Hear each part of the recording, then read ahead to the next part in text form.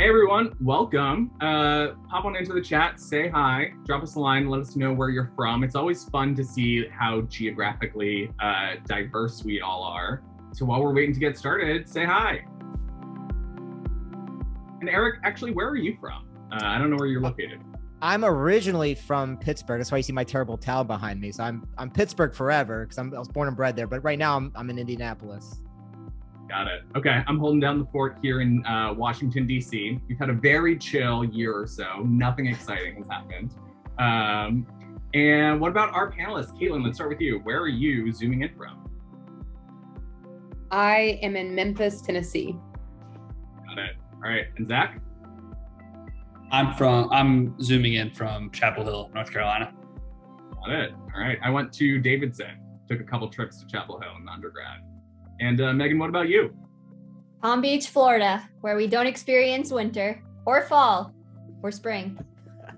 Honestly, sounds pretty nice. Yeah, with winter coming up here, I hate when people complain about, oh, down in the South, you don't get to experience the seasons. Well, why would you want to experience the bad seasons? If there's one good season, yeah, give me that 12 months of the year. Yeah, I was having this conversation just the other day. People would move from the East Coast to California. We're like, I will visit for a weekend to experience the seasons. Other than that. Exactly. Right. If you really want to experience the seasons, go visit. All right. Well, hello to everyone who said hi in the chat. We've got Houston, Kansas, LA, Alabama, Tennessee, SoCal, Athens. So we are all over the place, which is great to see. So now that we've seen where everyone's from, we're all trying to be lawyers here. And lawyers like to fight. So I want to start a fight as the beginning of this. So what is the best show that you watched during the pandemic that is better than everyone else's show, and why? What's your evidence? What's the timeline for the pandemic? You're saying from the beginning of March 2020 to now? Yeah, when we've all been stuck indoors with nothing but our devices to stay sane, what's the best show? All right, so we've got Suits and Ted Lasso. Panelists, let's weigh in here. Caitlin, what's the top show for you? I'm caught up with Ted Lasso and it was incredible.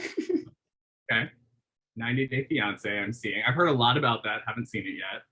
Zach, how about you?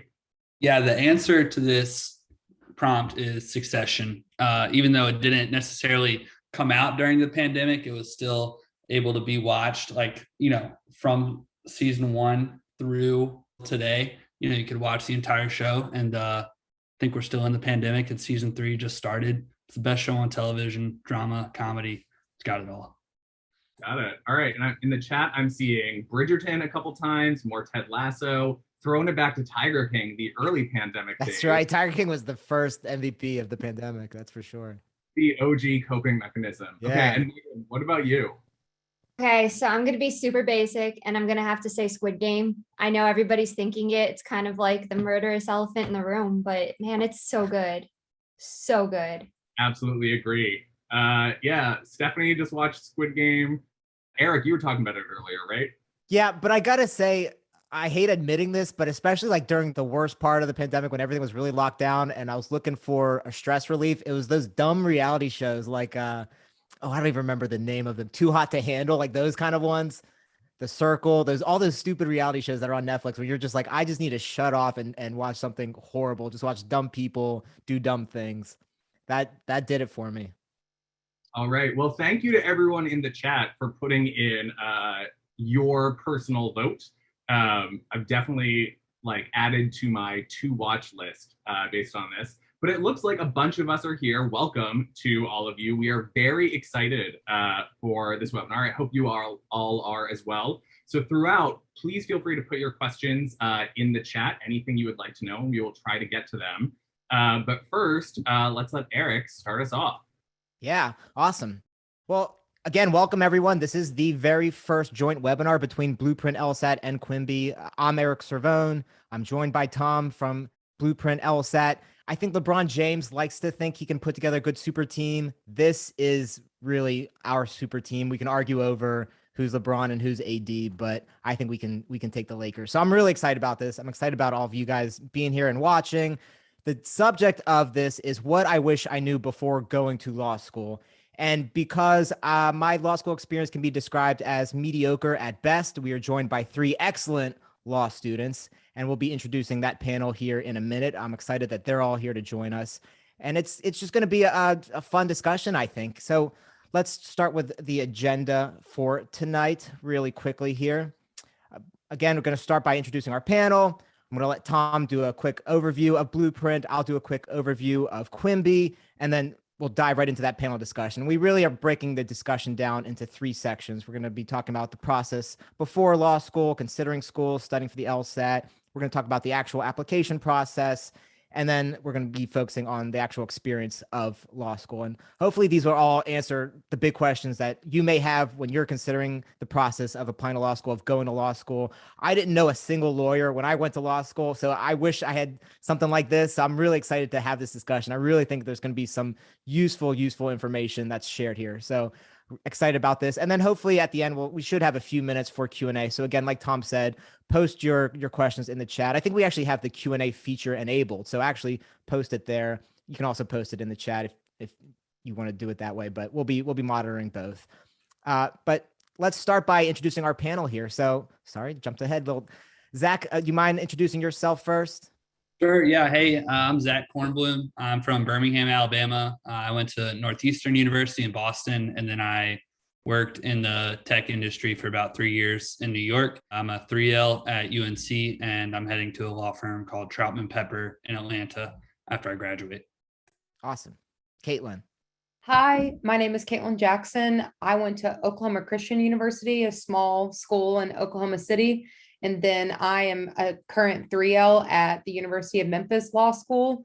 In between undergrad and law school, I was a public school math teacher here in Memphis. And after law school, I'm going to clerk for a federal district court judge here in Memphis. And then I will be working on a commercial litigation team with a firm called Butler Snow.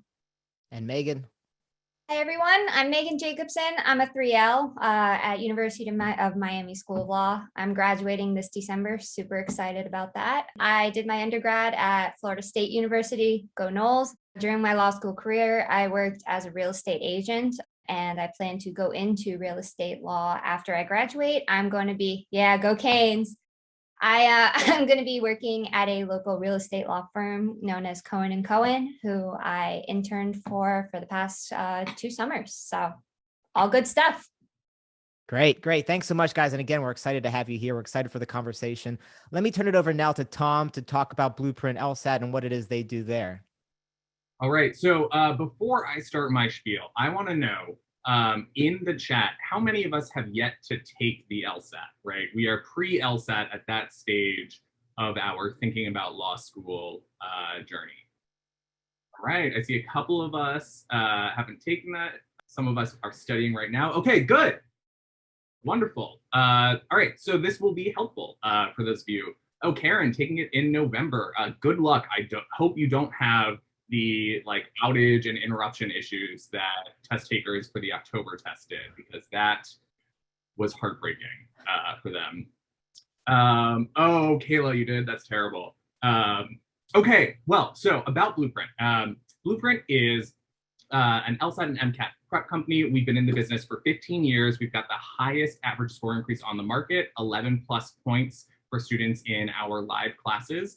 And we are all about making the LSAT understandable, but also as fun as it's possible for the LSAT to be. I'm going to ask the panelists later whether you found yourself liking parts of the studying process. I think the hope is that we get people to find the fun parts in it. We've got a couple ways of doing that, as we'll see on the next slide. So what we really like to highlight is our live course, which sort of keeps you accountable to show up and learn the material. But it's also, you get all the recordings, you can switch to any other course, so it's got complete flexibility as well. And the real highlight is that we've got 2 different instructors, so it's much more energetic than just a talking head and a slide. And you get sort of 2 different explanations and viewpoints on everything, so it works for multiple different learning styles. If you feel like you can do it on your own, you can always take the self-paced course, get access to our full curriculum and videos online, which is really where we try to put the fun into the LSAT. Or, right, if you've done a fair amount of studying, you've hit a wall and you need some help to sort of boost you past that hurdle to the next level, there's always one-on-one tutoring as well. So, right, for those of you who haven't taken the LSAT yet, head on over to our website, check out our offerings, and I bet you will find that you like what you see. Deanna, you've been using Blueprint self-paced. Awesome. We love to hear it. Okay, and that was Blueprint. Eric, back to you and Quimbee.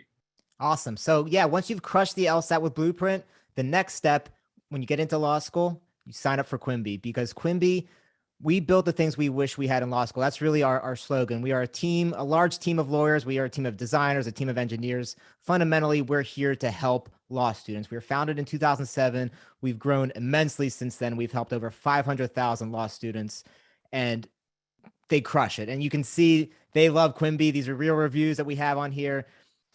If you look at our app store, we've got highest ratings in the app store by any metric. Law students love Quimbee, and that's what we are most proud of, is that students love using us. Our team at Quimbee is global. We are dispersed all throughout the world, all throughout America, South America, Asia. We have a couple people in Europe, where we are a big global team, and our only goal is to help you succeed in law school. And we do it in a number of different ways. And it's really, our goal is to make law school a little less boring for you. And we offer a ton of different ways of doing that. We have case briefs, we have outlines, we have flashcards. Our students love our videos. We have these fun animated videos that, again, just to help you make sense of law school. When you get to school, you're going to be getting these assignments of 100 pages in your casebook of dry, dense material.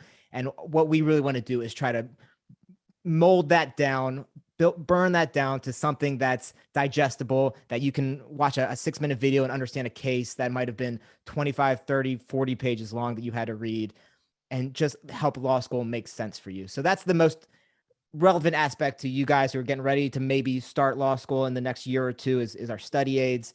We also offer bar review once people are ready to start studying for the bar exam. Again, we have video lessons, we have diagnostic exams, we have real questions. It's the best bar review course on the market. And I think, again, we do it better than anyone else, because our goal is to make it a little more fun, a little more engaging, a little more colorful than what you're going to get from anywhere else. And that's really what makes Quimbee unique.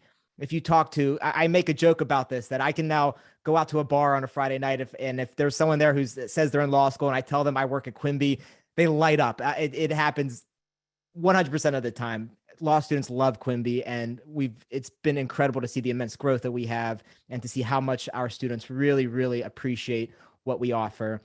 For practicing lawyers, again, this is way down the line for you guys, but we do now offer continuing education credits for practicing lawyers. Again, in that same vein of, we want to do it a little differently than what everyone else on the market's doing. We want to make it a little more fun, a little more engaging, and something that you're actually going to enjoy sitting down and doing. And so we put a lot of time and a lot of effort into making, it's not just our team of lawyers creating the content. Again, like I said, it's our designers, it's our engineers, it's everyone, our customer support. We have the best customer support on the market, just building the best experience for you. So you sign up for a subscription and you get access to all of this content. And it's just a really, really exciting product that we offer. I'm so proud of it. I'm proud to work at Quimbee. And I hope you guys, when you do crush that LSAT, you do get into law school, you look at signing up for a Quimbee subscription, because I think that's really, really going to help you succeed.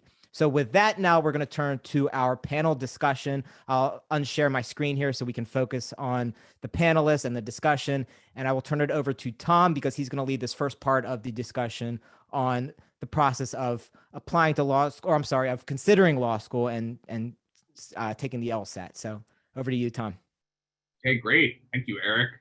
Yeah, and I just feel like the reason why this Quimbee Blueprint partnership works so well is because we're so aligned on, let's offer great product and make this really hard stuff as fun as we can for our users. Okay, but enough about us. Let's get into talking about law school. And so I noticed in the introductions, not all of us went K to JD, right? Took a break, worked some other jobs. So I'm curious, what made you choose law school? Had you been thinking about it earlier in life? Was it being out in the workforce that brought you there? What? Caitlin, let's start with you, right? What took you from a math teacher to a lawyer? Sure. That's a good question. I think I did a program that was similar to like a Teach for America program. It was an urban teacher residency. So I knew that I had a certain commitment going in. I knew that I was going to be able to get a graduate degree through this teaching program, but I always knew that I always knew that I wanted to leave the classroom at some point. And as I was teaching, I was 5 years in, and teaching in Memphis is just uniquely challenging, but also really amazing and rewarding. But at the end of the day, I really loved working with parents, and I loved working with adults. And I wanted to use my research and writing skills that I enjoyed in undergrad in a way that would be a part of my profession. And being an attorney, that's all you do pretty much, research and write. So it was a natural kind of progression. And I'm really glad that I made that choice, because I've continued to treat law school like my job. And because I had this background in the classroom, getting up early and teaching students all day long. And, I've just kept those same hours at law school, and it's really benefited me, and it's given me stamina. Whereas I don't think I would have had that had I just gone from undergrad to law school. There's plenty of people who are successful doing that, but for me, it was very beneficial to have that experience in the workforce. Yeah, I absolutely agree, right? Like, treat school like a job just as seriously that you show up every day, right? That's one of the absolute keys to success. Zach, how about you, right? So you school and then tech and now law school. So what led you here? Yeah, to be honest, that was not always my plan. I planned on going to law school straight out of college, but I did not do well on the LSAT. So we can get into this a little bit later, but like, I didn't really feel comfortable going to law school with my LSAT score. So I took an audible and I worked in sales in a tech company. I worked in operations in a tech startup. And I think it's absolutely been a huge benefit. Definitely, treating law school as a job is something that, you really get experience doing, and that's very helpful. But in my opinion, I think that it really helped me stand out as an applicant to some of these bigger law firms that I did have work experience. I know how to talk with a client. I know how to send a professional email. I know how to communicate. I know how to show up on time. Monday through Friday, 9 to whenever isn't really something that they teach you in undergrad. So honestly, more than I was expecting, that's where it really came in handy. I'm just able to be a lot more mature and efficient, compared to when I was an undergraduate student. But yeah. Okay. But so that was like why you took time off, right? But what about law school appealed to you in the first place? Like when you were an undergrad thinking about it, what was the drive? Yeah. I really like business. I like the nature of a deal that comes together. I think there's something that's just like very exciting about that. And when I was digging into it more, I was always attracted to the role that an attorney takes in that life cycle. So, the attorney is kind of always in the room where things happen. They're kind of evaluating things from a really holistic perspective. They're looking out for their client. They're looking out for the future. I was never interested in being a litigator. I don't really have that beef in me. I'm more of a lover, not a fighter, So I just really like deals. I like negotiating. And I know just, I was able to network with a few attorneys, and I really like the role that a transactional attorney plays in a client's day to day. It's just something that I think, you're surrounding yourself with really smart people, really hardworking people, and it's intellectually challenging and just kind of, it's competitive in a healthy way, and just kind of hit on a lot of my strong suits. All right, nice. Yeah, I completely agree with you about liking being in a place with smart, hardworking people, and I think that's like one of the big draws of law school and the legal profession. And I absolutely vibe with your throwing it back to Aaron Burr. You just want to be in the room where it happened. I think a lot of us feel that. All right, so Megan, over to you. Now, did you work in real estate before law school as well, or is this a new acquisition? I did. I got my real estate license, I believe, a year after I graduated college. I graduated college a year early because I had enough credits from high school, yada yada. But I didn't want to immediately go into law school because, well, most importantly, I wanted money. That's always a huge factor. And I really just wanted some work experience. And I thought that would, ready myself better for law school. Oddly enough, initially, when I was in undergrad, I had planned to go into medical school. And then I realized I don't want this at all. This is not, I don't vibe with medical school. So I sat down with myself and I thought, what is something good? And I decided law school would be the most ideal career for me because I enjoy, contractual, not litigation, definitely not litigation, but I enjoy like transactional work and contracts and all of that. And it would really fit well with my real estate career that I had planned to pursue because, attorneys, real estate, they do kind of mesh well together. So that was sort of like the root of everything. And then oddly enough, when you go into law school, some people might say, I regret doing this. It's so much work, but it sort of reaffirmed the fact that I'm so glad that I'm here. And it also made me think I'm really glad I took time off first, because you do sort of develop a work ethic when you take time off between undergrad and graduate school, regardless of what graduate school you're going into. And if you just work during that time, you're going to be able to, because you're not a baby anymore, you're going to be able to learn that discipline. So I think, all in all, it was a great idea and I'm glad I did it and glad I was smart enough to think of it at the time. All right. Well, thank you all for sharing. For everyone in attendance, right? So all of our panelists are agreed that taking time off made a lot of sense for them. I think it makes a lot of sense for a lot of people, but it's not a requirement, right? So if you're an undergrad, you want to go straight through, right? No one here is telling you don't do that. They're just talking about the reasons why they made their choice to work for a while, which I will agree that when I took some time off between undergrad and grad school to work, it made sense for me as well. I'm curious for everyone who's in attendance right now, what is, right, we talked about what led our panelists to law school. What is drawing you, right? So sound off in the chat. And by the way, I'm seeing the questions come into the Q&A and we will hold on to those for later in the webinar. So feel free to keep putting it in there. Alexis, a childhood dream. So you're one of those people who wanted to be a lawyer for a long time. Kimberly, working as a paralegal, seeing Ashley as well. All right, so seeing it from the inside. Ashen, I like that.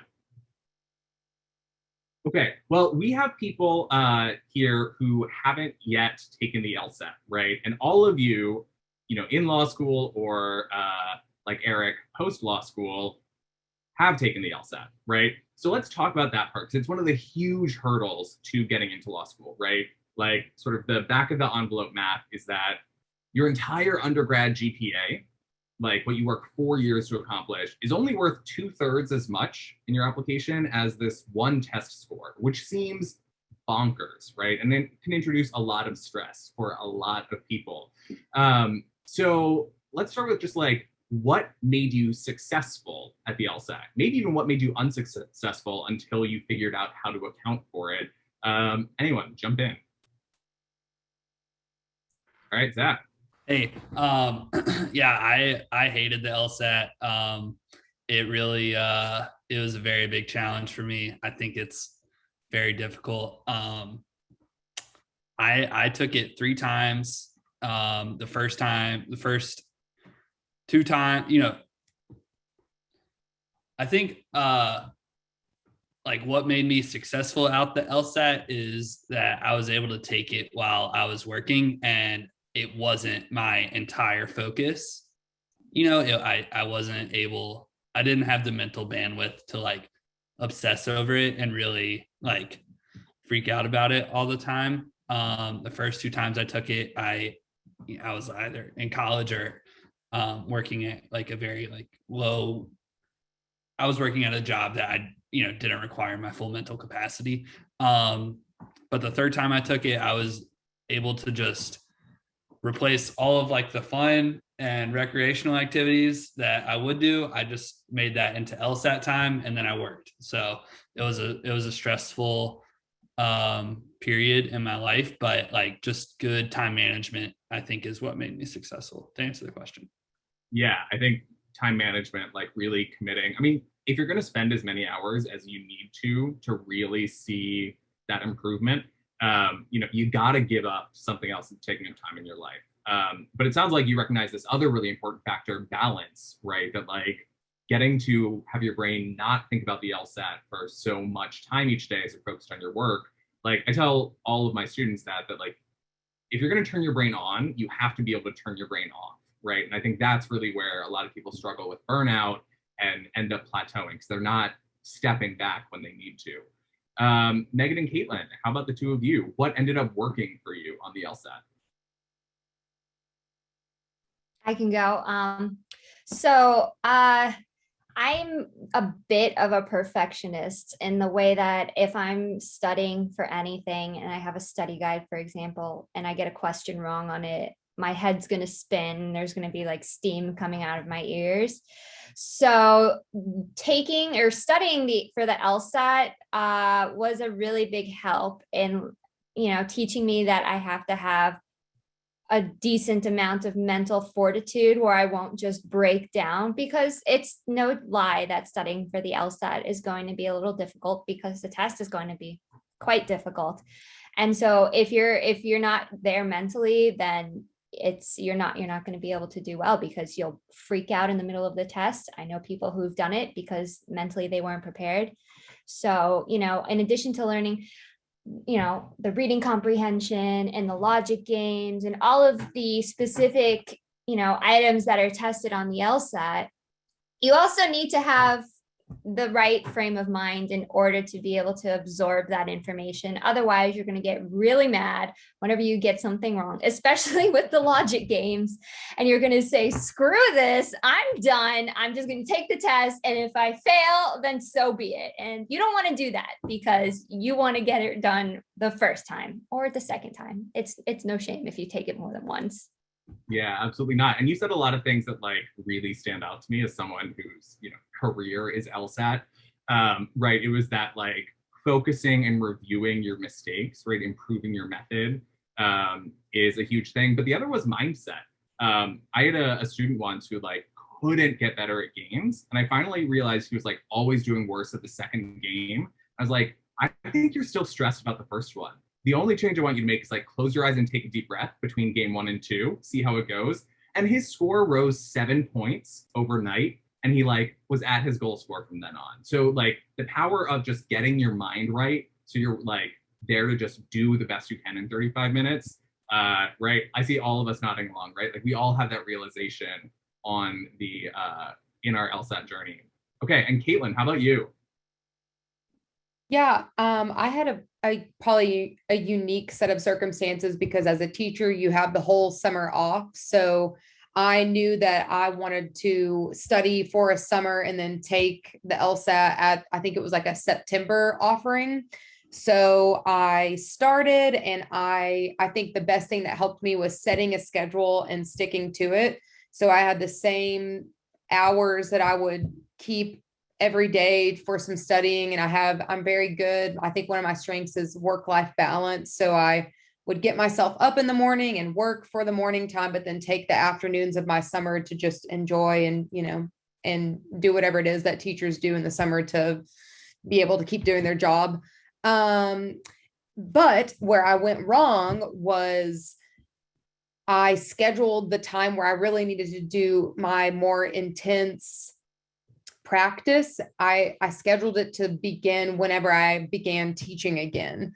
So I got in this habit of like, I was getting up really early in the morning and getting to school before my students got there to try to study before my kids came to my classroom. And then I burnt out really quickly. And so if I could do anything again, I would maybe give myself more time, or I don't know, maybe I would have studied longer during the summer days so that I could have done less whenever school started up again, because by the time it was time for me to really, really, really start practicing the things that I learned, I just didn't have the capacity to do it anymore. And so I didn't do very well with that. But yeah, I mean, it worked out and I was able to kind of correct course, but not giving myself the space to work or to do whatever it is that I needed to do and also study was a detriment to me. So I would caution against that. But setting a schedule and being realistic about that schedule and just being realistic about your own capacity and your habits is very helpful and something that you should be doing now, because I think it will also help you when you do eventually get that score that you want and go to law school. Yeah, absolutely. I think so many of us underestimate like how much focus and energy and time just the LSAT takes, and then find ourselves sort of surprised and burnt out. Zach, it sounded like some of what she said resonated with you. Yeah, I mean, I don't want to do your job for you, but like, I really do think that it's kind of like amazing that me and Caitlin had exact opposite experiences and both ended up going. You know, I did not do well when I had a whole summer to do the LSAT. Like I used to tell people that I was chaining myself to the radiator at the library and just like, I'm here. And then I actually also woke up really early when I did well enough on the LSAT my third time. I was waking up at like 4 a.m. because I was working London hours at my job. So I would study from like 4 to like 6:30 every morning. And I actually really, I mean, I don't know about enjoyed, but like it was much more bearable for me just because I knew that like that was the only amount of time that I had. So like I had to be on for the LSAT, and then everything else like for the rest of the day was like not LSAT related. So you know, I just kind of wanted to bolster Caitlin's message that like, you know, whatever you do, whatever's best for you is gonna be best for you. You know, there's not really a one size fit all approach. Yeah, absolutely. And I'm seeing in the chat, right, like waking up early to get it in, Megan saying compartmentalize. Yeah, and I think like one of the big mistakes that people make is they don't let themselves be done for the day, right? And they're like, they sort of feel like they didn't do enough, and then they never fully break away from that like, you know, studying mindset, and then they're never rested and ready to get back to it. And yeah, I think sometimes just like having to do your job is a great way to get your brain off the LSAT. Okay, so last question from me. If you could give one piece of advice to people who are thinking about going to law school, right? It could be about the LSAT, it could be about coursework, applications, law school life, anything. What would it be? Let's do Megan first this time. So when I first went to my orientation for law school, it was a bit daunting. I'd never, you know, the only law school experience I had was watching Legally Blonde a long time ago. So I didn't know what to expect. And, you know, there's these 3Ls talking to us about what we should be doing in law school. And I remember one girl saying, well, you have to make sure that you have at least some time for yourself. So every Wednesday, I have 1 hour of yoga, and that's my free time for the week. And I'm thinking to myself, you have 1 hour of free time for the week. Why am I doing this? This is freaking insane. And, you know, 2.5 years down the line, I realized that, pardon my French, but she was full of it. And so something I would like to tell myself and everybody else here who's considering going to law school and hopefully does is it's a lot of work, granted, but it's not going to take over your life. You're going to be able to do things. So don't stress about, I'm not going to have a life. I'm not going to be able to do anything. Am I even going to be able to talk to my parents? Are they going to remember who I am? Don't worry about that. It's a lot of work, but it's not going to be, you only have 1 hour of the week to pencil in at like 8:30 at night to run on the elliptical. You will have time to de-stress and centralize your brain. So you are on the right track. I promise. Okay. And Caitlin, how about you? So I had the fortune of having my brother kind of help me with some mentorship things with law school. He is younger than me, but he finished law school before me. He graduated and then I began, and he gave me a list the very first day of orientation that was just like some suggestions of things that he wished he would have known. And it was very helpful. The first thing, I don't remember all of them, but the top three that I remember are, you're going to feel like everyone knows what they're talking about, but they don't. And they just don't. And remember that. And the second thing is, there will be a ton of events that you can go to, a lot of student organizations and things like that that you can get involved with, and just choose wisely. You don't have to go to everything, and you don't have to be involved in everything, and you shouldn't be. Your time is valuable, and your lunch time is time that you can take to take a break for yourself, recenter, and then get some work done. And then the third thing was, it's kind of silly, but he told me to use Quimbee, and I did, and it was really helpful. I used it from the beginning, and I would always read my cases and read my material myself and try to brief cases and things like that myself. But then I would use Quimbee as a supplement to that, to just reinforce my understanding, or even to just refresh what I'd read or learned the night before or a couple days before. So those things, I came in, I did those things, and I'm glad. I was kind of lonely my 1L year, as far as like, I didn't really connect or do a lot of things. I had I jealously guarded my time, and I'm glad that I did, because I'm in a place now where I feel successful and competent, and that I'm not spread too thin. So I wish everyone would know that going in, that you can be a human being, kind of like what Megan was saying, and also still be really good at law school.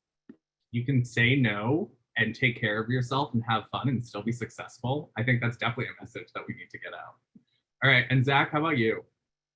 What was the prompt again? Like, what is some good advice for people who are considering law school? Is that right? Yeah. I would tell people, I would really make sure that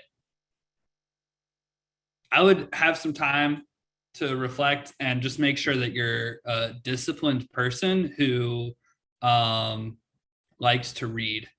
I was not expecting to read this much during law school. Without Quimbee, it would have been 3x.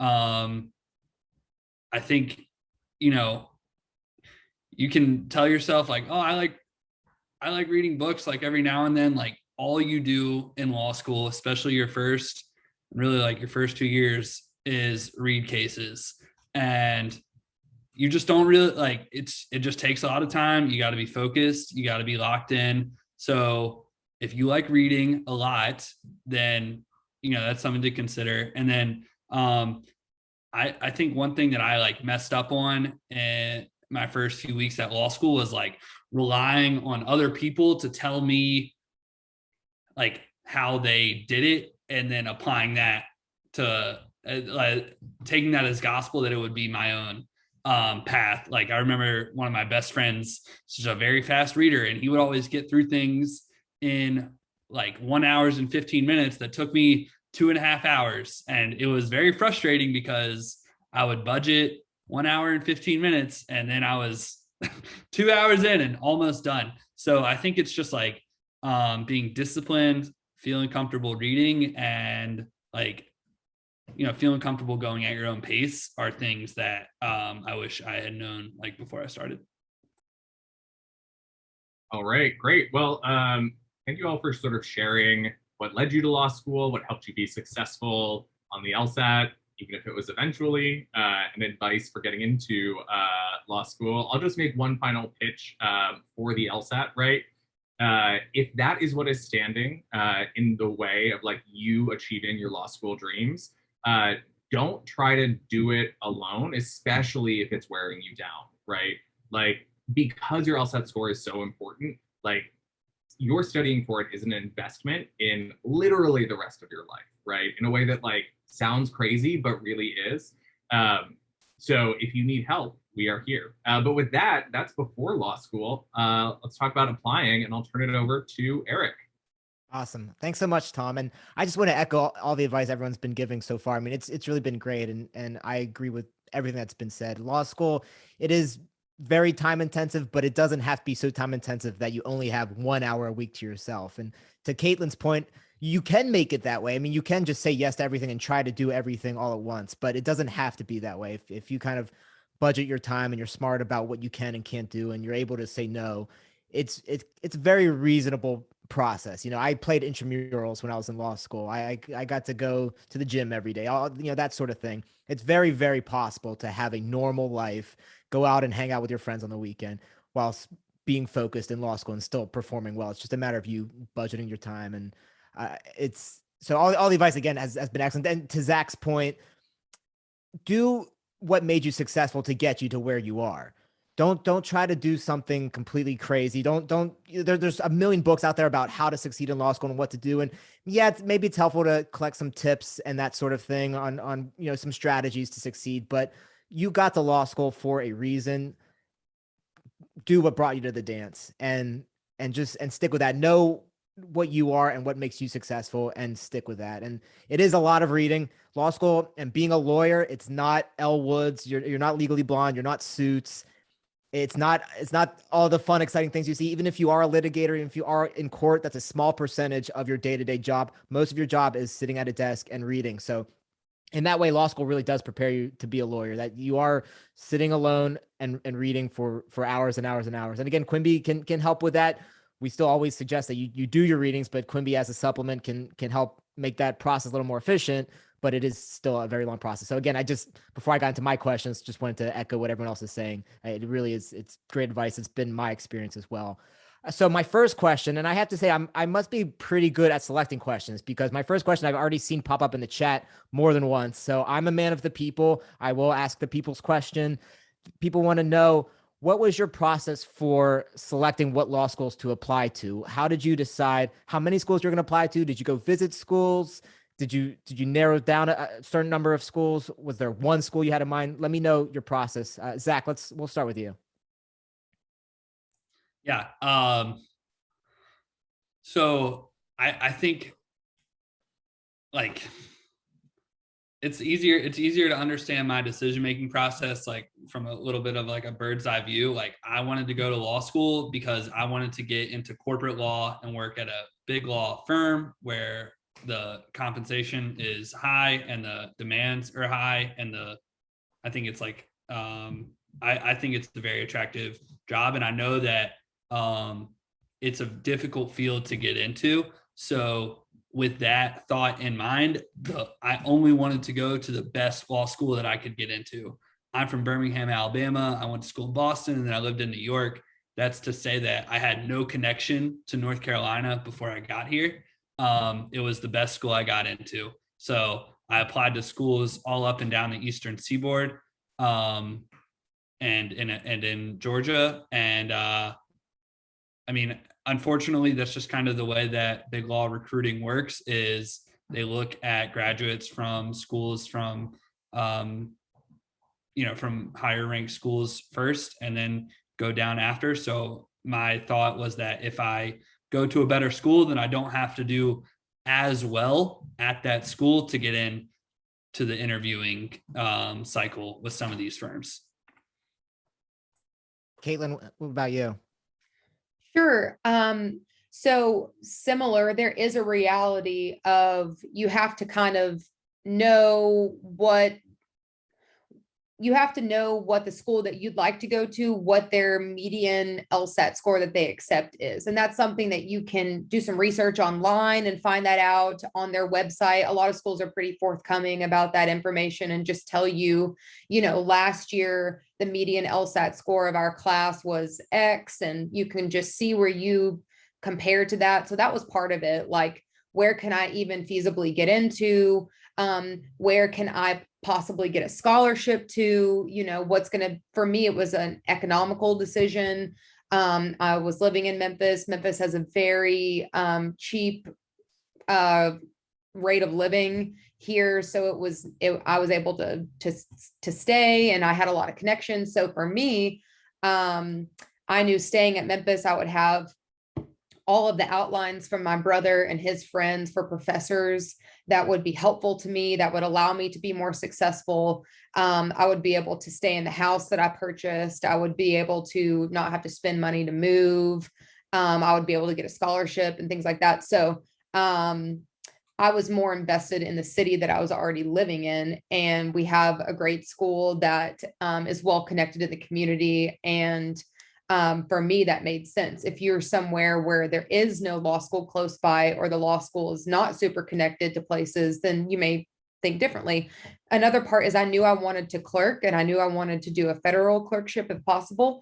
And Memphis had the Western District of Tennessee is located right down the street from my school. So I can take 5 minutes and walk down the street and I can be there. And that afforded me the opportunity to do some externships throughout school, where I was able to meet judges and things like that, and it eventually turned into a job opportunity. So that was a big part of it too. And our school had, I think we're ranked 22nd in the nation for federal clerkship placements, which is very unique for where our school is ranked within the US News and World Report, where they rank the law schools. We're lower on that, but really high on our federal clerkship placement. So lots of factors that went into it. But yeah, it's also just kind of with anything, it's case by case. You just, it's hard to know. Exactly. Megan, what was your experience? So I knew from the get-go, I only wanted to go to University of Miami. That was my dream school. I wish I had gone there undergrad, but I didn't. So I said, I need to go there. I mean, the location is excellent. The 11th Circuit Judicial Courts are there. The connections in Miami are phenomenal. I've had the opportunity to meet so many judges and affluent, alumni from my school. And one thing, that sort of helped me figure out, can I go there, is I went on the LSAC website. And if you plug in your undergrad GPA and you plug in your LSAT score, or what you hope to achieve on the LSAT after, completing Blueprint, it'll tell you, the likelihood you have of going into all of these different law schools throughout America. Of course, you can, narrow down the results to a specific state or whatever. And it was really helpful. I saw I had a really good chance of getting into Miami. I applied and it worked out. Yeah. And so what you guys are hearing and what you're saying is it really is an individual decision that you have to make based on what it is you want out of going into law school. And to me, I think that's the biggest piece of advice is before you go to law school, have a sort of idea of what you want out of it. Do you want to go to one of those big corporate firms? Because if so, like Zach said, you kind of have to go to a top ranked school. If there's a particular city you want to be in, especially if it's not a major city like New York or LA, if it's smaller, if it's like Memphis, my hometown of Pittsburgh, those tend to be tighter knit communities, and it might benefit you to be at a school that might be lower ranked in the US News rankings, but is in that city that you want to be in, so that you can build those connections and forge those bonds and do some summer internships in that city. It all comes down to personal choice. So there's no one right answer. I know there are a few questions in the chat asking about this. How do you decide? There's no one right answer. It's what do you want out of it? Again, there's a financial decision. Do you want to get a scholarship? Again, you have to kind of balance the ranking of the school versus the type of scholarship you can get. It's all a personal decision. No one's going to be able to tell you that. Megan, did you want to add something? I'm just completely agreeing with you. Okay. And I also wanted to add one thing, if I can. If you don't happen to get into your first pick of law school, you can always, try and transfer the next year. I know a lot of people from my school who, we went to Miami the first year. Next year, they're in Columbia Law. They went to Yale Law. They went to Penn. I mean, so don't think just because your choices seem limited when you first get accepted into law schools that it's over and you're stuck at the school. You always have the chance to transfer, and the likelihood of getting accepted to an Ivy League, for example, or one of those very high ranked schools, while you're already in 1L year, is a lot higher because there are less transferees than there are, 0L applicants. Yeah. I wanted to ask you guys about the actual application process and what you thought the hardest part of the process was. For me, it was getting letters of recommendation, because kind of, especially in my younger years, I had kind of an irrational antagonism towards people in authority. I didn't have great relationships with my professors as an undergrad. So that's what I'd recommend to people right now. If you're in college, build those relationships with your professors, because letters of recommendation are huge. And there's something, especially if you need help boosting, if your GPA is a little lower than you want it to be, your LSAT's a little lower than what you want it to be, a glowing letter of recommendation can be that nice bonus. So for me, my biggest piece of advice is build those relationships, especially with your professors, with your bosses at your summer internships when you're in college or after you graduate, because those letters really, really are big, and people kind of, they don't realize just how valuable those can be. But let me start with you guys. Caitlin, what to you, what was the hardest part of the application process? First, I think the way that you characterized your past is, it's very clear that you are an attorney as well.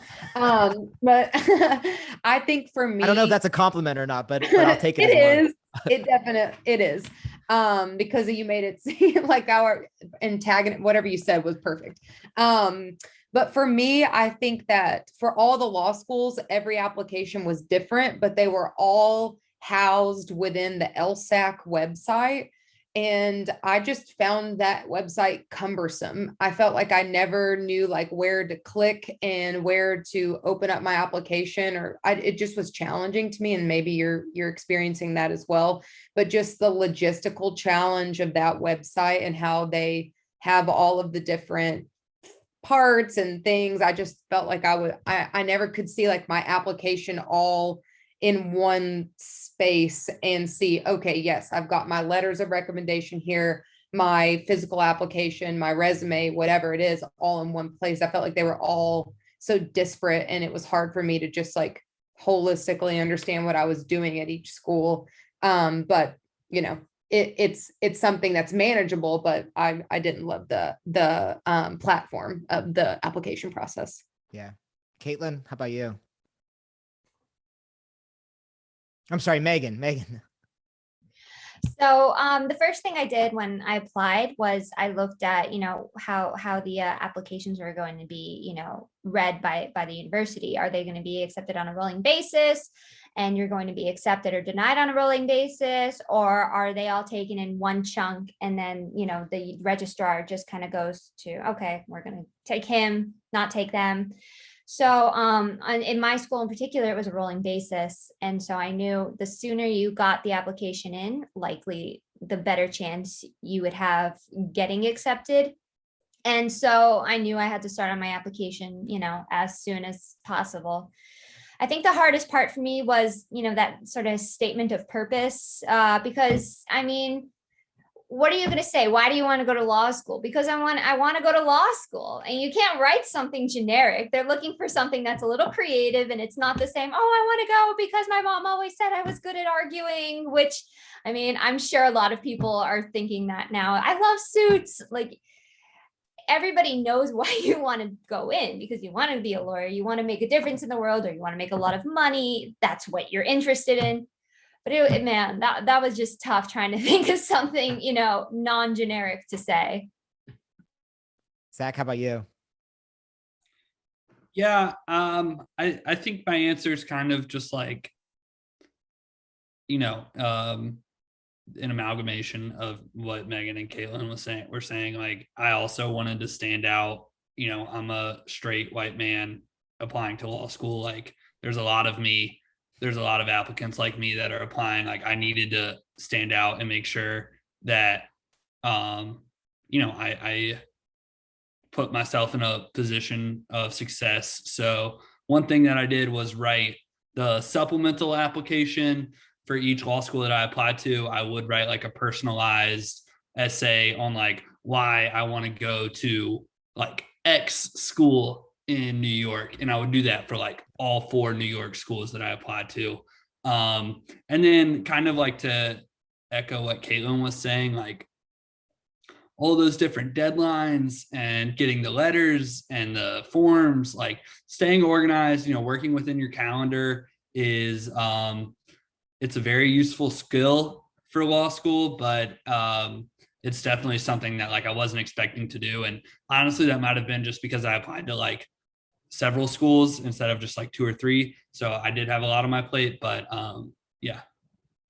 Yeah. And that's That's exactly that. The process can be very tedious, very time consuming, and it's not something you expect when you're getting ready to apply. You think that's probably the easy part, but I think all the advice everyone's giving is exactly right. It's you kind of have to treat each application as if it's the only school you're applying to. And those essays, Zach, that was great advice, that you have to, the schools want to know why you want to go there. And if you can give a particular reason for that school, even if you feel like your own personal story isn't anything great or unique, say why you want that school. I mean, butter them up a little bit. Who doesn't want to hear that? So whatever you can do to really personalize that application to that school as if they're the only school you're applying to. Again, it's time consuming, but this is the rest of your life. So it's worth putting that time in. Let's fast forward now. So you guys, you got it. You applied to law school, you got in. This is the summer before 1L orientation. Was there anything you guys did to prepare for 1L? Did you read anything? Did you do anything? Did you just say, hey, I'm just going to relax this summer? What was your process for getting ready for that first year? Megan, we'll start with you. The most important thing that I, focused on was not freaking myself out. Because again, law school, super overwhelming. You don't want to overthink it before you even step foot into your first class of 1L year. It's not just going to be a good thing for you to do. So, I looked at, first class assignments, and I think that was probably the extent of my preparation that I did, aside from, reading up on my professors so I could get a feel from them. I was actually unfortunate enough to have gotten pneumonia prior to my 1L year. So there really wasn't a whole lot that I was able to do. And this is before COVID. So, a great start. But, I was thinking to myself, I'm not even going to stress about this. Let's just take it easy. I'll get serious come that week before school and onwards. And that's when I'll start the grind. But right now, let's just, look forward to it and be excited about it and not freak out about it. Yeah. Zach, how about you? Yeah, same as Megan. You are going to get walloped your first semester at law school. It's just a completely different language. It's concepts that you've never really dealt with. Everyone's very competitive. There's a lot of ego there. So anybody who asks me, I always tell them to check out as much as you can, relax, get your mind right.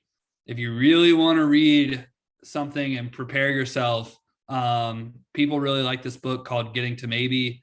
It's a very popular book to read before and during law school. I never read it. I mean, I have friends who read it.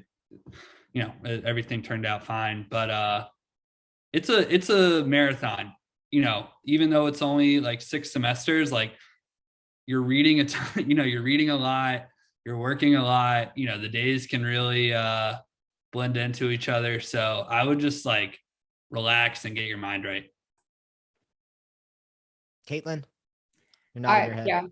Yeah, I think the same as Zach. The best thing I did the summer before, and again, I finished school in May as a teacher, and I had the entire summer, and it was awesome. And I did nothing. I did everything, whatever I wanted to do. The time was mine. So if you have the ability to take some time off, definitely do that. Travel, see family, be intentional with your time, whatever that means for you, and do that. One book that I would recommend, and small caveat, is that this is a Memphis professor who wrote this book, but the 1L of a Ride book is also a popular book. I think that's something I read just kind of over the summer leisurely, and it was a nice thing to read to prepare myself, but not a required thing at all. And if you don't like doing that, you're going to read so much in the fall. Don't do it. Yep. Yeah. I'm with you on all of that. The summer before I started law school, I was the one who I ordered all 6 books. I ordered Getting to Maybe and 1L, all of that stuff. Cause I thought, all these other kids I'm going to school with, they probably worked at their dad's law firm over the summer. They have all this experience. I worked at a lumber yard the summer before I started law school. I had 0 experience. I didn't know what I was getting myself into at all. So I said, I'm going to sit down and read all these books before law school and so that I can at least try to catch up with everyone else. And by the time you get to school, you forget everything you read in all those books. You're just in your experience. And so you're really, again, if you want to read those books, that's fine. If that helps you feel a little more comfortable, that's fine. certainly not a requirement. And you're just going to end up doing whatever it is you're doing once you get to school. I mean, every school now has kind of an extended orientation. You'll know what you need to know for that first day. And then once you're in the semester, you're just in it, and you're not thinking about, oh, what did I read on page 20 of Getting to Maybe about how to approach this situation? You're using your own experience, and you're talking to the kids around you, and you're using each other to stress each other out because you're all speculating about what the professor's going to ask and this and that. So I think you guys are right on the nose. I mean, if you need to work that summer, obviously work that summer, but don't feel like you need to do something to prepare for that first day, because it's really not going to get you anywhere. So let's talk about now when you're in school. It is a stressful. Tom, did you have something you wanted to add? I'm sorry. Yeah, actually. So we had a couple of questions in the chat about sort of in this realm of preparing for law school, like extracurriculars in undergrad that would look good, or like specifically a legal internship if you're working, that summer or taking a gap year versus working in another field. And sort of what signals interest to law schools and makes you look like a really good candidate. I know, my take is like, yeah, if you work in the legal field, it signals your interest. But if you do something you're interested in that you are good at, like, and just have that, under your belt, like that's what makes you an attractive candidate, like you pursuing your interests. But I'm curious, Caitlin, Zach, and Megan, what's your take from like either yourselves or what you've seen of your law school classmates? Of the various ways you can spend a summer or a gap year, what helps? I can start. I think like being in the public sector helped me just kind of have a footing for my ability to describe what I wanted to do long term. Like I enjoyed being a public school teacher, and I still eventually, I'm going to work for a law firm, so I'm going to the private sector for a moment. But I think that ultimately I want to be in the public sector doing some sort of government work or something along those lines. And my experience in the classroom gave me footing to say, like, I know I like this. I know that I've been successful in this. I care about this work. I'm passionate about giving back to my community, and my career that I had before law school was the evidence for that.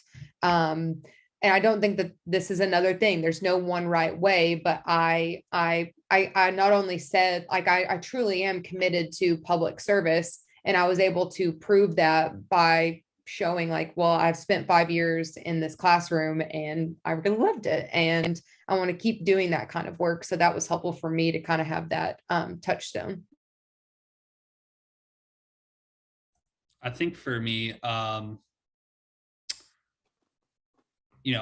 think a lot of people will go straight through, or they'll have experience in a law school. Like I liked that I was a different applicant compared to a lot of people, just because it's a conversation starter. These lawyers are talking to law students and people who work in the legal field every day when they're in the recruitment process. Like the fact that I worked in sales, the fact that I worked in technology in the industry, and I can talk about software, and I worked in a startup, like people remember that. I feel like there's this really big barrier to getting into these corporate law firms, but they're just run by people. Lawyers are just people who work a lot and read a lot. So I think it was helpful for me just to stick out. Even when I was applying to law school, I was able to draw on this experience that people in the law school admissions office just had not seen before. So being different is very helpful. And I think that that's as much of a resource as anything. And, Tom, I think you nailed it. Like, even if you're like a chef, like I would love to speak to the person in the culinary world that's like interested in going to law school. Like that's just something that you don't see every day. Like I want to learn more about them, like I want to hear what they're bringing to the table, no pun intended. So that's kind of where I'm at. So, I agree with what Zach's saying. Having all of this legal experience prior to even going into law school is not necessarily a huge benefit like some may think, because law schools do like to see these creative backgrounds. one of my classmates had her degree in molecular biology. I mean, who would ever think somebody with a major in molecular biology would be going to law school? I majored in psychology, minored in biology, planned on going to med school until my senior year, and then decided on law school. Didn't have any legal experience whatsoever. Of course, it can't hurt to have legal experience beforehand, but just a word of caution. If you do end up, having a legal internship somewhere or doing any sort of legal, work prior to law school, and you might not enjoy that particular field that you're working in, don't let it burn you out, because there are so many fields of law that you're going to be able to experience when you get into law school. So don't discourage you. That's just one reason I don't find it to be the most ideal thing to do legal work beforehand, because it might set your expectations in a certain direction and then law school will turn out totally different. But yeah, and that's such an important point you guys are hitting on, because a lot of people ask the question, what should I study in undergrad to be able to get into law school? And law schools, a number of them have explicitly said, hey, we don't want everyone studying political science or English or the most common majors. We want people from a diversity of backgrounds, because they are the ones who can offer the most unique insight in class and on their papers and on their tests and just within their careers. And so to me, I would say study what it is you're most interested in, because really the most important thing that law schools want to see is a track record of success. And they don't really care what field that success is in. They just want to see that you've achieved something. And the best way to do that is to study what you enjoy. And that's going to help you get the best GPA. That's going to help you if you work for a couple of years before going to law school. You're going to actually enjoy your job instead of just doing something because you're trying to get into school. You're doing what you think is going to help you get into school. So again, so many of these questions, it's not a matter of us giving you the right answer. It's really us telling you, you need to do what's best for you, and don't try to overthink it. Don't try to game the system. Do what's best for you and what's going to help you succeed. And in the long run, you're going to end up better off that way. So let's move on to kind of just the day-to-day of law school. We've brought up a little bit about kind of the stress and the work that goes into it. What is it that you guys do? Or any tips or techniques that you've picked up for how to manage that stress? What do you do outside of being in the classroom? Zach? I'm sorry, Caitlin. Sorry, whoever wants to start. I was just going to say exercise. I did that my 1L year. I was better about that. I would just stop every day at the same time and go work out, and then work in the evening if I needed to, but it's a lifesaver. Yeah, I agree. Finding time for yourself is just so crucial, because it's so stressful and you're really on your own. And I mean, I thought law school, at least my first 2 years, were very stressful. It's very intense. I put a lot of pressure on myself. There were job implications at stake, which means career implications in your future, blah, blah, blah, so exercising, even if you just like break a sweat just to like get the endorphins going, I thought was really helpful. And then the other thing was just like getting good at sticking to a calendar, whether it's planning out what homework you're going to do when you're going to start networking, when you're going to start outlining for your classes. Like being able to plan a little bit was something that like really takes a lot of the stress out, just because like you're not reacting so much. It's just like, going through the motions. You know what I mean? Yeah, I agree. I also was a workout fiend, still am. Love to just release those endorphins. I mean, it really helps you feel better, especially if you had a stressful day in class, your professor is ragging on you and they cold call you and you don't know the answer. I mean, working out really helps. Also, I mean, I don't recommend going out frequently, but if the city you're in has a really cool nightlife, go explore some local bars, go, see what your city has to offer. Don't be a hermit your entire, law school career. You might not end up in that city, your entire life. So it'd be cool to check it out. I was kind of a hermit my 1L year in Miami, which is ridiculous because it's Miami. Second year, the Super Bowl came into town and everything was just so crazy. There were so many events and it was such a stress reliever. I mean, just don't let it take over your life, balance the fun with the work, Work's more important, but make time for yourself.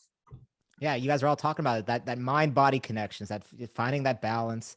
Because again, you can get into this mindset of, I just need to do as much work as I possibly can because that's how I can get ahead. And in the long run, you're going to wear yourself out and you're going to end up worse off than if you had taken that break, if you had gone to the gym. And on top of that, it's finding a way to have fun, because it can be so serious, the topics you're studying, and it can be hard to kind of step outside of it and have fun. When I was in law school, a bunch of us were fans of Jersey Shore, and the Jersey Shore phrase was Gym Tan Laundry. Our intramural team, we got shirts that said Gym Tan Law. And that's kind of how we had fun. We had these stupid little muscle shirts that said Gym Tan Law on them. And it's just because it was a dumb little joke, but it was a way to have fun, especially during 1L, because 1L is when you're just the most engrossed in what you're doing and you can feel in over your head. Just to poke fun of it and be stupid can really just help you get through it. And like you said, there is a balance, Megan. There were guys who took it a little too far when I was in school and ended up having to drop out. It's very easy to go too far, but it's about that balance. And again, if you've gotten to the point where you've gotten into law school, you figured out that balance at least enough to get yourself there. So at least just try to maintain that. So one more question before we get into the Q&A, one or two more questions. How important are summer internships, and how did you go about finding your summer jobs, 1L and 2L? Let's go into the job part of law school. Yeah, I can start. My 1L internship.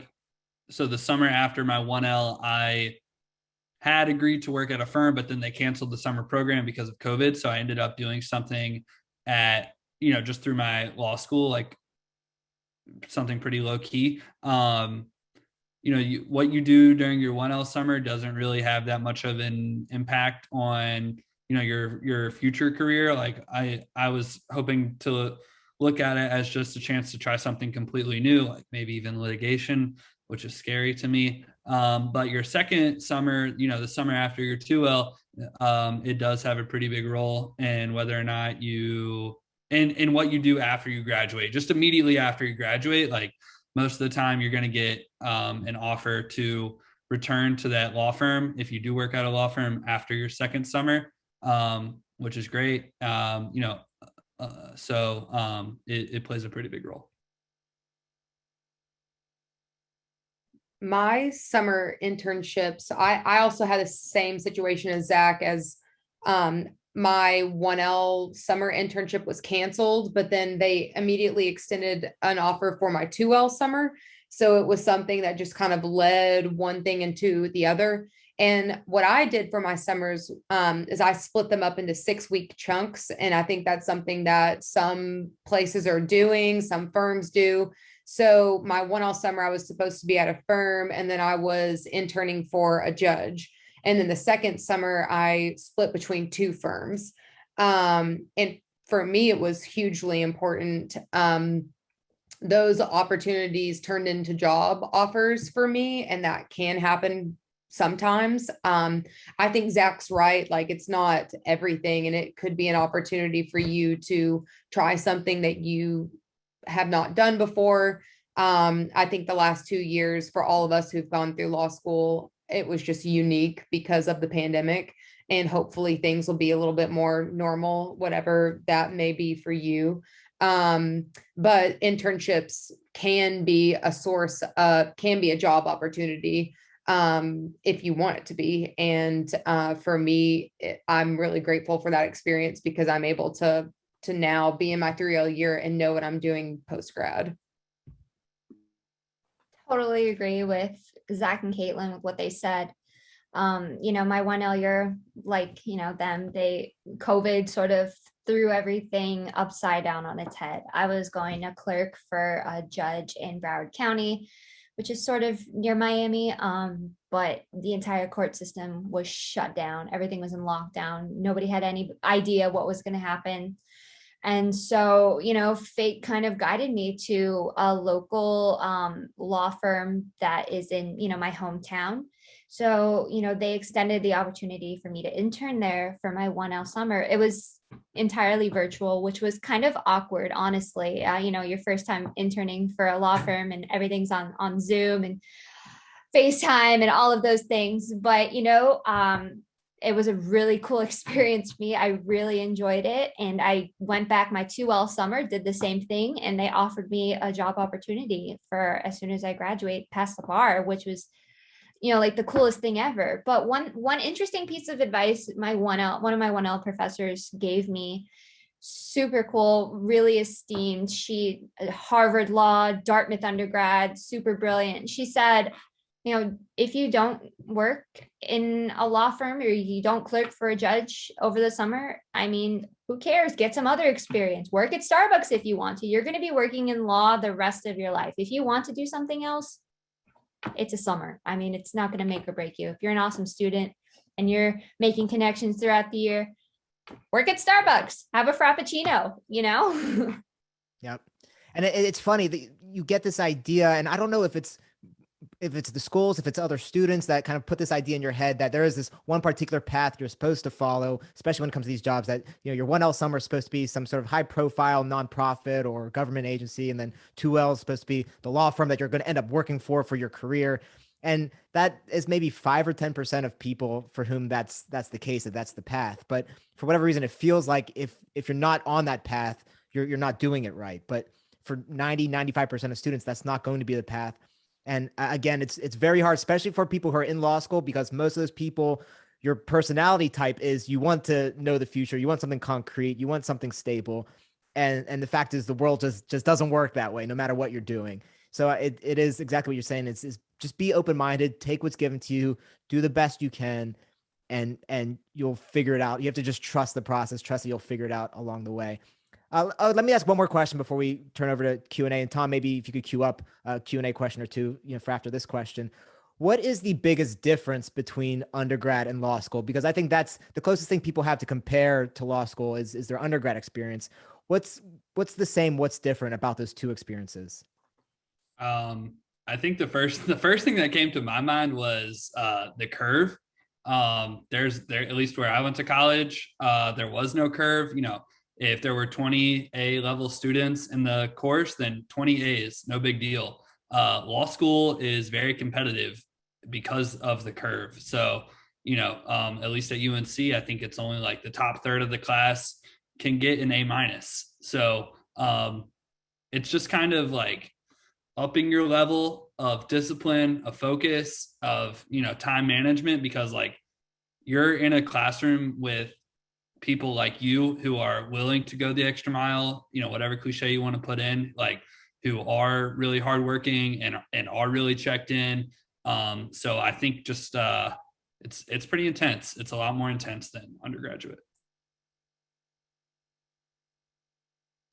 I would say the way that you need to study in law school is completely different than what you can get away with maybe in undergrad. In undergrad, I could cram for a night and wake up and do really well on exam. That is just not a possibility in law school. It's just a more holistic understanding that is required of you, where you can almost like live and breathe this content that you are learning. And then you're given these, like, typically you're given like a hypothetical fact pattern for your exams, and you're just asked to analyze it and apply what you've learned to these fake made up facts.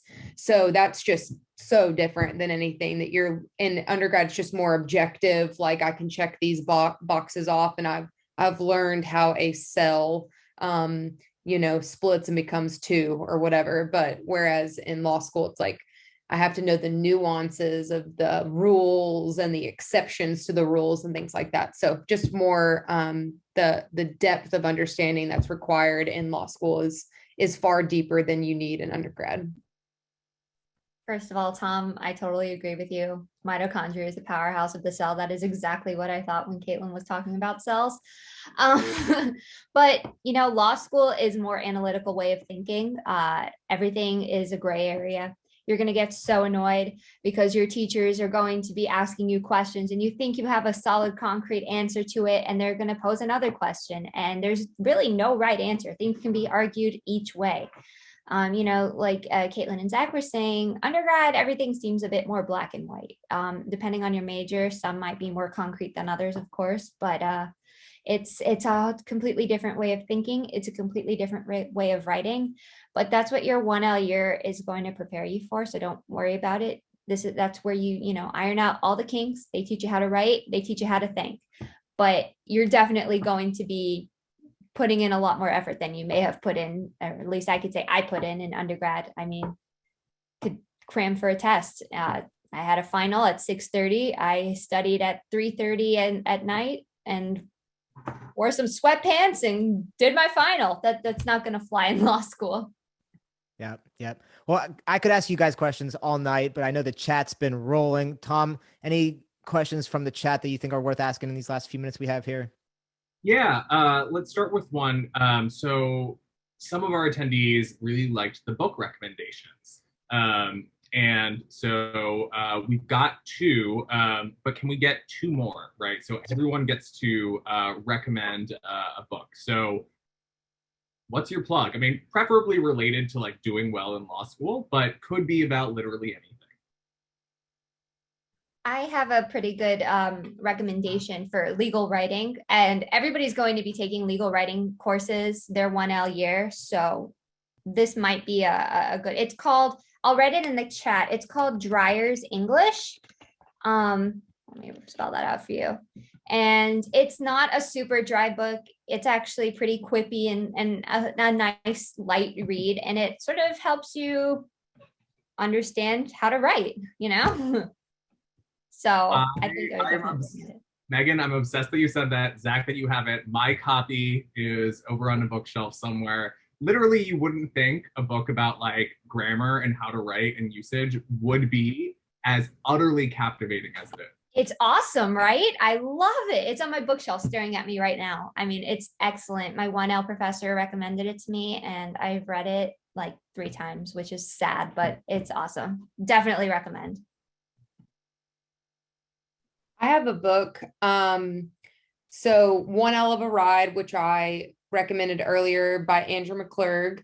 And then another book that my brother and I both read together called The Happy Lawyer by Douglas Olender and Nancy Levitt.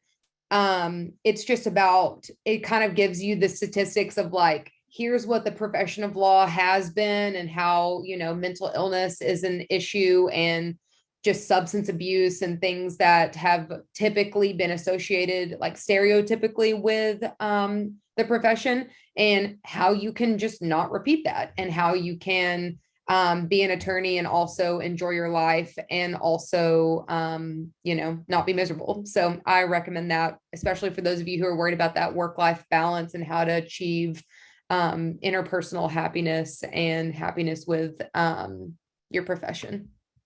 All right, awesome. And Caitlin, if you would put the authors in the chat. All right, and then Eric, your book recommendation. I just pulled this book off the shelf. This is not a green screen. I actually do have real books.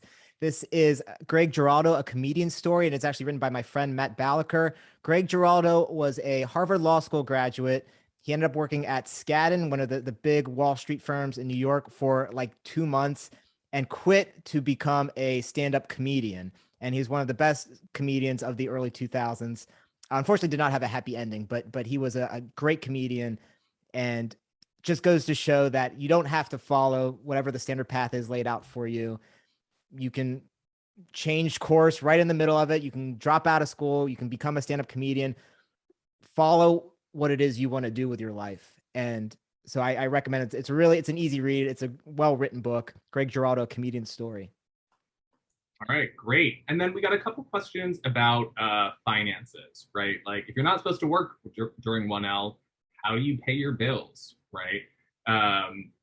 Did scholarships impact your decision? And I think that's a real conversation, like a much bigger one than we had time for, right? But law school is horrifically expensive. So instead of maybe addressing those specific questions, to our panelists, like what are your classmates doing to survive and afford law school? So some of my classmates have full ride scholarships or partial scholarships, which I was fortunate enough to be able to have. And a fair majority of the people that in my classes that I'm aware of took out student loans, which I'm sure a lot of people are going to be taking out for law school or have already taken out for undergrad. If you do get the chance to work before you go into law school, that's always a great way to save up some money. Any amount of money is good. Law school is very expensive. It's no secret. But I think the majority of people either had scholarships or student loans for sure. One of the reasons that made UNC like an easy choice is because it's like one of the best value bang for your buck law schools in the country, and that it's like highly ranked but very affordable even for out of state residents. So law schools are pretty transparent about how much things are going to cost, and then you just have to factor in your cost of living expenses. And I just wanted to plug a book series called the Bosch, Bosch. It's mystery novels, not related to the law at all. I think what Caitlin was saying about mental health is like super true. So I've read about 20 of them just as a way to like completely check out from my law school readings. Zach, I kind of love that. I remember in undergrad, people would say, like, how do you have time to read for fun? And my response would always be, I don't have time not to read for fun. Like, I'm just trying to stay sane here, people. All right. And then we had a couple questions about like sort of picking a law school that fits your abilities and interests, or like when in law school you choose the field you want to like concentrate in, right? So sort of overlapping questions about your interests, how to find a law school that fits them, and then at what point in the process you go beyond the standard 1L curriculum and start to move in a specific direction. Any thoughts on that? I would say you are better served by not trying to act like you know what you're going to do when you're done, or it's not like medical school where you in your 4 years and you have to pick a residency in an area or in a concentration, and then you get placed in that. Even for me, I've gotten a job as a commercial litigator, but I don't really know what that means, other than I'm going to defend big corporations in court and probably deal with some contracts. You know what I mean? Like, do a lot of things and experience a lot of things, but I'm going into this as humbly as possible, knowing that I truly don't know what I'm doing, and I'm willing to be wrong, and maybe I'll do something different in the future.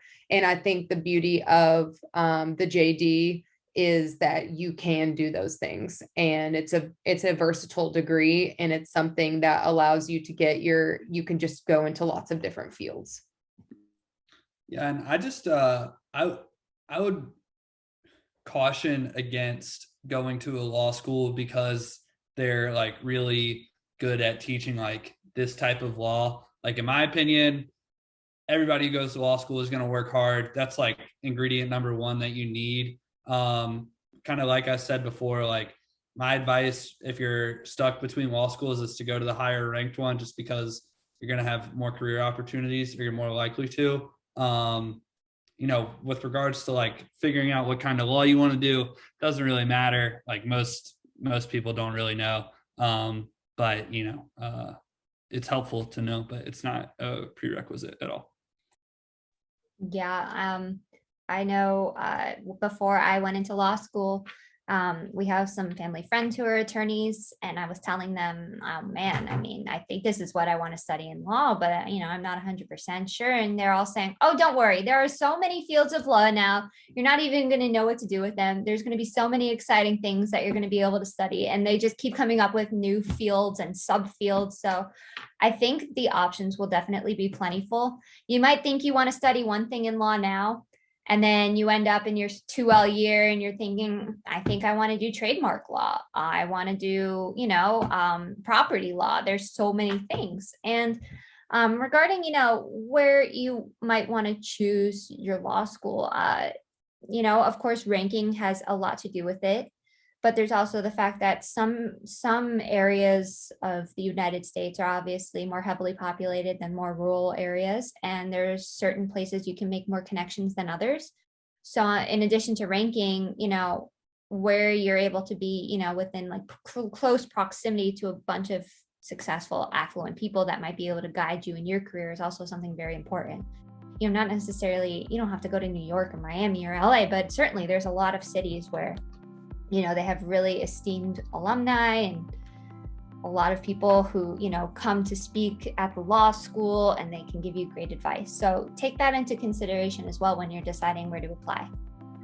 Well, speaking of giving great advice, thanks to all three of you for sharing your words of wisdom with me and Eric, and with all of our attendees today.